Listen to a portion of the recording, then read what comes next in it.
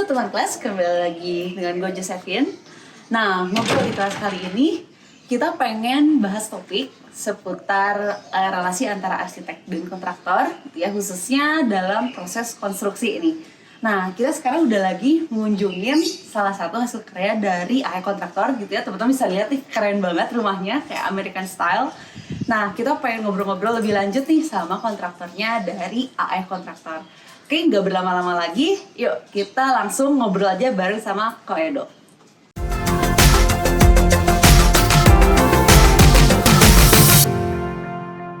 Halo Ko. Oke, nah sebelum ngobrol-ngobrol nih, boleh kenalin dulu sedikit kok. Halo, nama gue Edo. Nah, gue sama kontraktor juga. Jadi memang dari dulu dari jadinya kontraktor, mungkin kurang lebih dari 12 tahun lalu ya. Oke. Itu sih.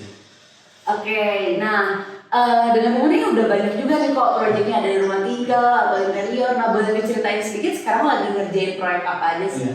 Memang dari dulu kita ngerjain semuanya, mulai dari pabrik, gudang, lalu juga kafe, office, rumah, dan lain-lain. Tapi memang kebanyakannya itu sekarang lagi ngerjain di rumah ya. Sekarang tuh lagi ngerjain di Cianjur, Jakarta, sama di Bandung. Gitu sih. Kalau di kantornya sendiri itu ada berapa orang sih kok biasanya? Jadi kalau di kantor itu totalnya ada 8. Itu ada estimator, ada pelaksana, ada keuangan, dan saya sendiri juga tentunya. Oke, nah ya sedikit catatan dulu nih teman kelas ya. Jadi ngobrol di kelas kali ini tuh kita pengen lebih banyak memang membahas itu seputar dunia di kontraktornya gitu ya, dan seputar konstruksi juga. Kayak gitu, nah mungkin ada yang baru nih buat teman kelas juga, pengetahuan yang baru gitu ya. Jadi ini semoga bermanfaat juga ya buat teman kelas semua gitu. Nah, penasaran juga nih kok, biasanya kalau dari proses konstruksi itu sistem hire tukang dari awalnya itu gimana sih biasanya? Jadi karena kita udah lumayan lama perusahaannya, jadi kita tuh udah punya tukang yang terpisah. Tukang ahli itu rata-rata udah jadi bulanan. Nah, kalau tukang yang biasa kayak laden itu beberapa, ada yang borongan juga. Jadi kalau kita perlu aja kita panggil. Tapi kalau yang tukang ahlinya kayak tukang las, tukang finishing itu udah bulanan di kita. Jadi kita cari mereka supaya dia nggak berhenti kerja gitu. Oke, berarti nanti tergantung dari proyeknya juga. Betul, gitu ya. keperluannya apa? Keperluannya Betul. apa ya. Oke. Nah, kalau proyeknya banyak di Bandung atau ada di luar kota juga? Sekarang tuh banyaknya di Bandung, cuma ada beberapa sekarang 2 yang ada di Cianjur gitu. Jadi memang karena kita asli Bandung, banyaknya sih jago kandang ya di kota sendiri Di kota banyak. sendiri. Tapi nggak berkemungkinan beberapa kota kayak di Bali ada, Cianjur, Jakarta itu kita nerima. Sekarang kita lagi kunjungi nih salah satu proyeknya gitu ya. Nah, lihat teman-teman bisa lihat juga keren banget gitu ya rumahnya ini. Nah, kita pengen ngobrol-ngobrol sedikit nih kok tentang proyek rumah ini. Betul. Gitu ya. Rumah ini berapa sih luasannya? Oke, buat luasan tanahnya itu sekitar 140 meter persegi. Nah, bangunannya sendiri kurang lebih sekitar 230 meter. Jadi memang rumahnya itu dari 2 lantai setengah sebetulnya.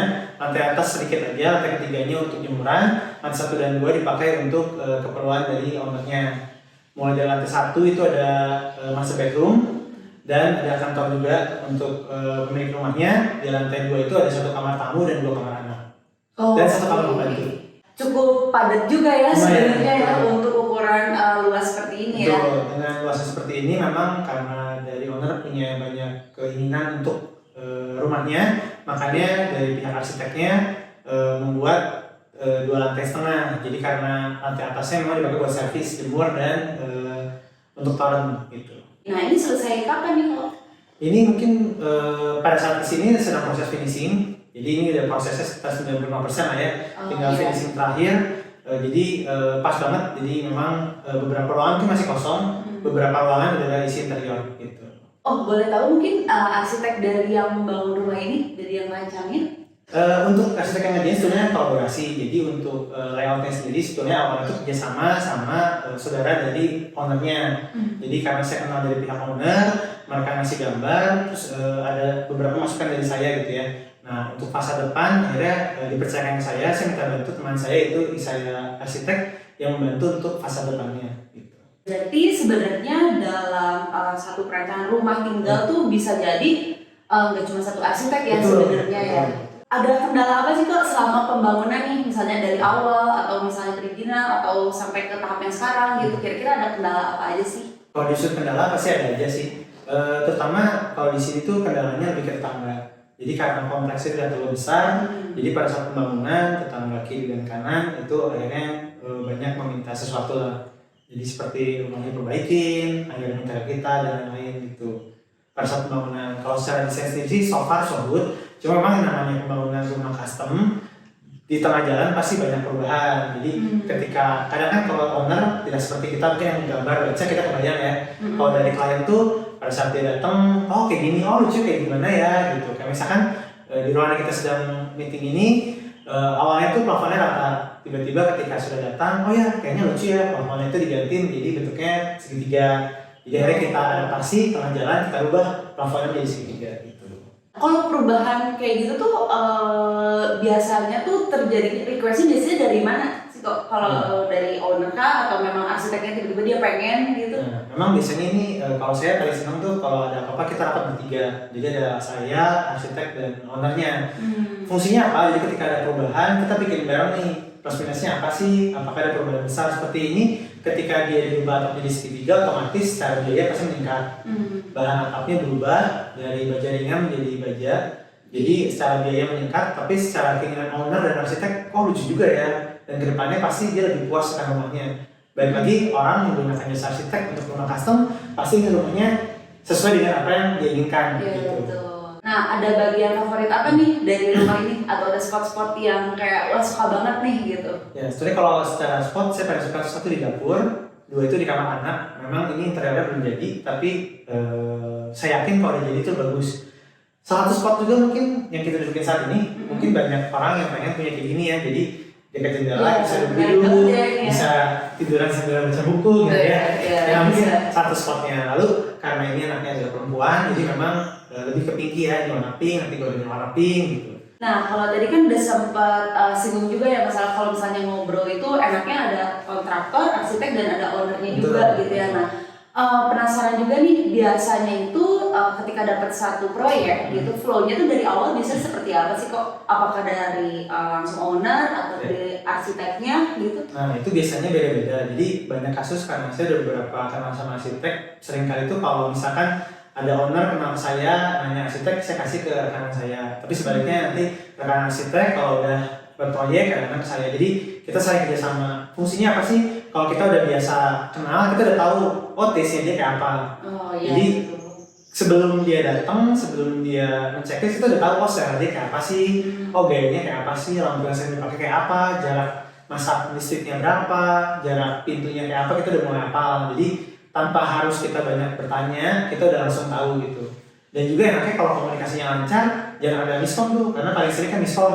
Nanti arsiteknya pengen apa, ownernya pengen apa, nyampein ke tukang, nyampein ke kitanya beda, nanti sering ribut. Jadi makanya saya paling senang kalau meeting tuh bertiga. Jadi kalau ada apa-apa, putusin bareng, masukin ke grup, jadi menghindari dari kesalahpahaman. Iya, jadi langsung selesai gitu ya kalau ada problem di lapangan ya. Nah biasanya kalau dapat gambar dari arsitek itu modelnya aja atau udah full gambar kerja, biasanya sedetail apa sih kok? Biasanya ada beberapa arsitek yang beda-beda caranya. Biasanya awal itu kita dikasih gambar AutoCAD sama gambar SketchUp. Tapi biasanya gambar detail tuh belum benar-benar detail. Nah saat kita bikin RAB, saat pelaksanaannya baru kita minta gambar detailnya. Contohnya misalnya pintu tingginya berapa, lebarnya berapa, ada yang percaya feng shui, ada yang percaya enggak. Jadi kayak kemarin juga baru ngalamin di Cianjur itu benar-benar ukuran pintunya harus sesuai sama feng shui yang dia punya, terus kemiringan pintu dan lain-lain. Oke, jadi detail itu juga ada tambahannya lagi ya nanti ya setelah jadi dari awal gambar terus selama proses konstruksi pasti akan ada minta tambahan lagi gambar detail dan segala macam kayak gitu ya. Makanya di kontrak biasanya ada namanya SPK. Di kontrak kita tulis bahwa nanti ada kemungkinan ada namanya pekerjaan tambah kurang. Nanti karena saya bikin RAB-nya lumayan detail, tinggal lihat aja apa yang mau ditambah, apa yang mau dikurang sesuai dengan progresnya. Selama ini sih 99% kerja tambah sih, jarang kerja kurang. Oke, pasti ada aja ya selama. Kerja kurang ada tapi kerja tambahnya lebih besar. Lebih besar, ya pasti ada aja gitu ya yang ditambahin ya. Nah berarti sebenarnya untuk kontraktor sendiri juga penting nggak sih untuk bisa software tertentu atau misalnya bisa mengoperasikan software 3D modeling atau misalnya gambar kerja mungkin?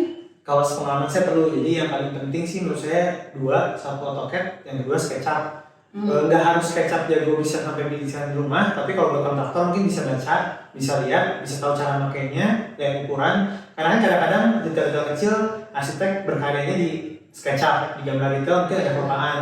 Jadi biasanya kalau misalkan kontraktornya tahu SketchUp seperti apa, saya tinggal lihat, arsiteknya ngomong kok lihat SketchUp baru, saya tinggal lihat detailnya, saya bisa terapin di lapangan gitu sih. Idealnya tuh arsitek ngeluarin gambar apa aja sih kok biasa selama proses konstruksinya? Kalau saya sih biasa minimal denah tanpa potongan itu minimal. Terus kalau sekarang kan banyak arsitek yang udah pakai SketchUp ya.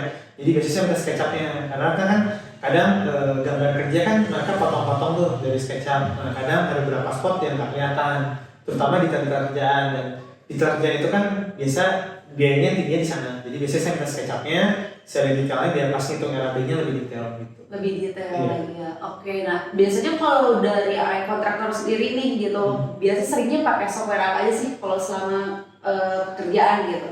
Oke, kalau pekerjaan sih biasa AutoCAD untuk melihat, misalkan dikasih datanya daripada dia kirim lembar kerjanya, saya minta AutoCAD-nya. Lalu juga SketchUp tentunya buat detail-detailnya. Terus terakhir juga banyak arsitek yang suka pakai ArchiCAD, jadi saya mulai belajar. Tapi saya pribadi mungkin nggak bisa sepenuhnya bikin desain rumah dari ArchiCAD, tapi minimal saya bisa baca dan bisa lihat dari sana gitu. Ya, oke. Pengen juga sih belajar, makanya ini kenapa mungkin kedepannya saya bisa belajar juga di kelas itu buat perdagangan ilmu AutoCAD, SketchUp dan juga ArchiCAD. Iya, ternyata bukan cuma desainer aja ya yang perlu untuk bisa software itu ya, jadi kontraktor juga perlu gitu ya. Nah, oke, seputar kerja bareng sama arsitek nih kok gitu. Jadi sejauh ini tuh udah berapa ada rekanan atau seberapa banyak sih ini kerja bareng sama arsiteknya gitu? Apakah itu aja atau misalnya ada beberapa gitu? Kalau arsitek rekanan yang benar-benar dekat banget sekarang sudah ada 3 arsitek.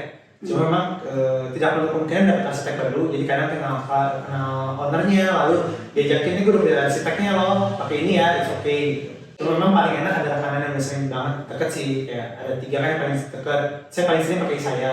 Jadi kadang-kadang kalau misalkan ada problem atau saya butuh kenalan, saya suka pakai panggil dia gitu buat bantuin juga. Karena ada pengalaman juga, ada yang tengah jalan arsiteknya kabur, kan kita kebingungan ya. Jadi saya juga minta tolong ke mereka, bisa nggak bantu terusin gitu. Karena kan buat gambar detailnya ada enaknya kalau saya dia gambar biasa saya ngerti, tapi kan ke owner harus detail kan, makanya saya perlu digambar 3 dimensiin, di sketch-upin, disimulasiin ke ownernya suka baru kita kerjain gitu. Tapi kalau kita nggak pakai jasa arsitek, kita gambar sendiri, tahu-tahu apa yang dia pikirkan dan yang kita bikin berbeda kan takutnya ngebongkar saya. Jadi jasa arsitek itu penting buat memvisualisasikan dan mendesain agar bagus dan pas gitu. Kalau sejauh ini nemu bisa kliknya sama satu arsitek tuh biasanya dilihat dari apanya sih kok? Apakah dari misalnya oh gue suka nih style arsitek ini gitu, atau misalnya kayak sebenarnya stylenya biasa aja tapi kayak dari kerjanya tuh rapi dan tanggung jawab segala macam. Nah biasanya dilihat dari mana aja sih kok? Oke, yang paling penting kalau menurut saya obrolannya yang dulu, karena kalau sampai desainnya bagus tapi nggak bisa komunikasi, desainnya pasti secara pekerjaannya akan kurang. Karena kan arsitek yang kontraktor tuh harus menyamakan pikiran biar apa yang digambar dan apa yang diinginkan tuh terjadi. Itu yang paling penting. Yang kedua sih ya tanggung jawab. Dalam arti yang tadi saya cerita, ada arsitek yang tengah jalan hilang gitu aja, kan juga kasihan juga orangnya kan.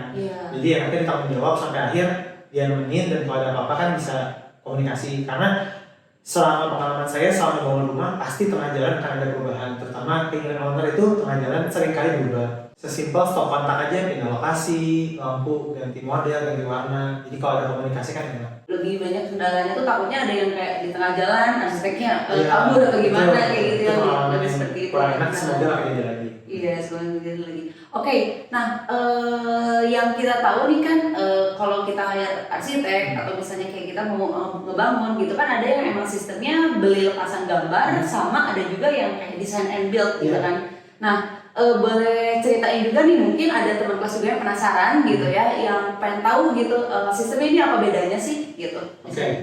Dari yang saya pelajari desain itu tuh banyak yang arsitek tuh baru sama kontraktor, dia menggambar sendiri, ngerjain sendiri.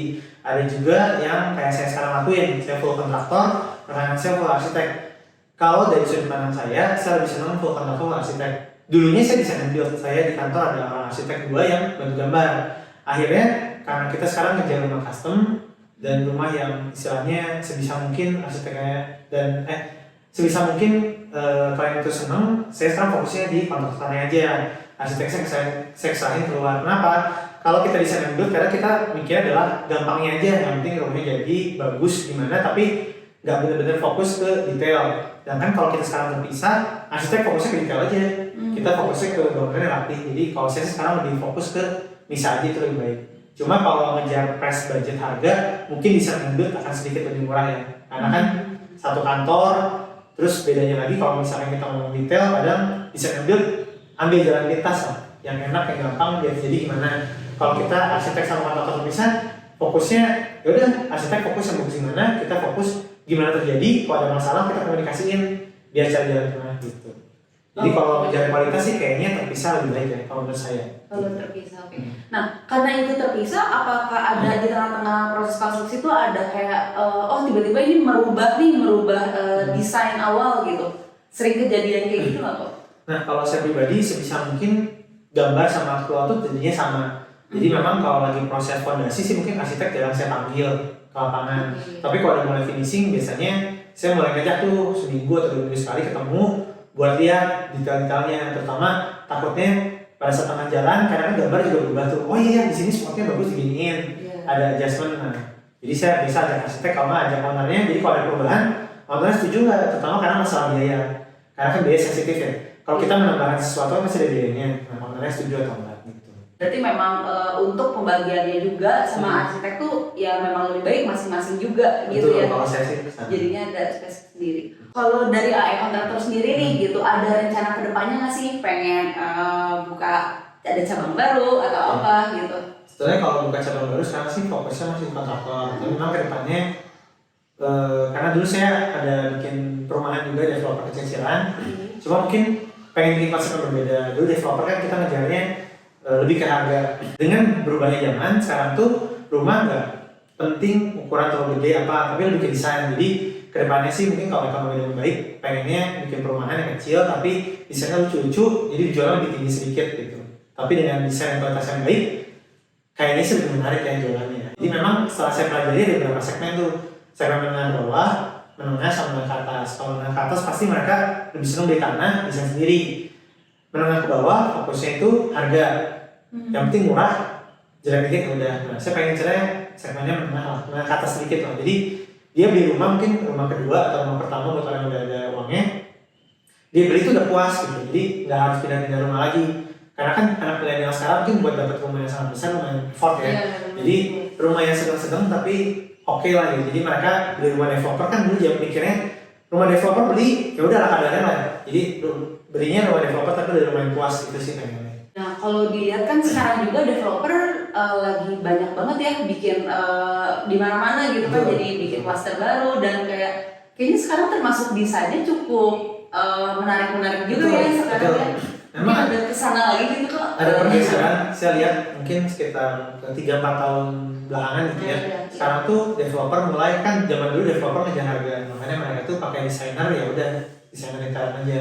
Sekarang tuh banyak arsitek-arsitek bagus yang terkenal yang dipakai untuk membuat rumah developer agar lebih manis lah kelihatannya gitu. Oke, jadi memang sekarang tuh desain jadi salah satu hal yang cukup krusial juga ya, mau itu rumah custom ataupun developer gitu ya, penting banget ya. Jadi teman-teman arsitek harus belajar supaya desain makin bagus dan belajar di kelas nih supaya makin jago SketchUp, AutoCAD dan lain-lain. Bisa bikin modeling dulu, oke. Nah, ini udah cukup lama juga nih ya kita ngobrol-ngobrol. Nah, tapi kita pengen ada dong terakhir gitu. Kira-kira ada tips nggak atau saran-saran gitu buat teman-teman kelas mungkin yang lagi kuliah atau lagi yang mau cari kerja, mau merintis karir untuk mungkin lebih ke bidang kontraktor, konstruksi gitu, mungkin ada saran-saran atau tipsnya? Buat saya sih terus belajar aja karena perubahannya sekarang lebih cepat ya. Zaman dulu mungkin gambar arsitek semua beli meja besar gitu, gambar tangan. Sekarang udah ada SketchUp, lebih membaik. Sekarang udah ada ArchiCAD, lebih gampang lagi ya. AutoCAD campur SketchUp jadi ArchiCAD. Cuma memang butuh belajar dan butuh banyak pengetahuan. Lalu mungkin lebih banyak berkunjung ke tempat-tempat yang bagus, belajar juga dari Pinterest karena di sana banyak banget hal-hal baru yang mungkin kita bisa pelajari dan terus belajar, itu aja sih. Oke, mungkin segini dulu gitu ya ngobrol di kelas kali ini. Thank you kok Thank you, buat Jo. waktunya. Nah, untuk teman-teman yang penasaran ataupun pengen tanya-tanya lebih lanjut seputar konstruksi ataupun pengen lihat hasil karya dari AE Kontraktor, teman-teman bisa langsung lihat Instagramnya di AE_kontraktor. Nah, ataupun bisa tanya-tanya langsung di situ ya lewat Instagram. Nah, ataupun teman-teman yang pengen upgrade skill kalian gitu ya untuk belajar software Archicad, AutoCAD, SketchUp, dan lain-lain. Nah, teman-teman gak usah ragu untuk langsung kunjungin Instagram Mipas Academy atau websitenya di belajar-di-kelas.com. Oke, sekian dulu ngobrol di kelas kali ini. Sampai ketemu di ngobrol kelas berikutnya. Bye!